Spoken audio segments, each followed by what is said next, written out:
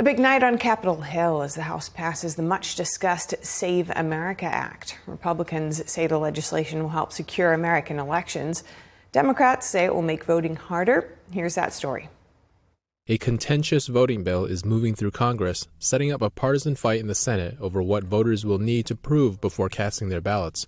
The bill is passed without objection. The House on Wednesday narrowly approving the Save America Act. This is a very important night on the House floor.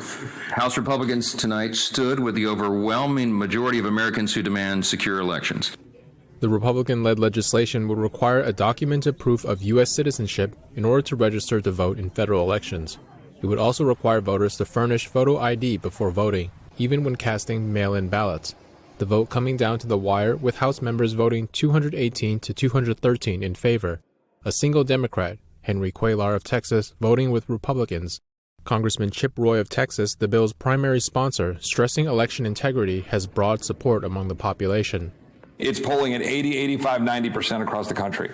It's because it's common sense. The American people want a sovereign nation. They understand that voter ID is common sense to vote. They want only American citizens to vote in American elections, and this legislation does that. But the SAVE Act has been a point of contention in Congress for some time. In April last year, the Senate refused to take up a version of the same bill.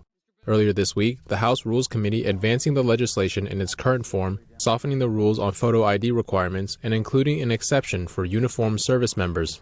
The committee's ranking Democrat, Jim McGovern of Massachusetts, arguing before the vote that it's already illegal for non-citizens to vote in federal elections. McGovern frames the bill as a form of voter suppression. He says Republicans' claims of widespread voter fraud don't add up.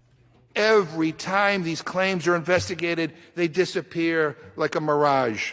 So this entire bill is fundamentally predicated on a lie.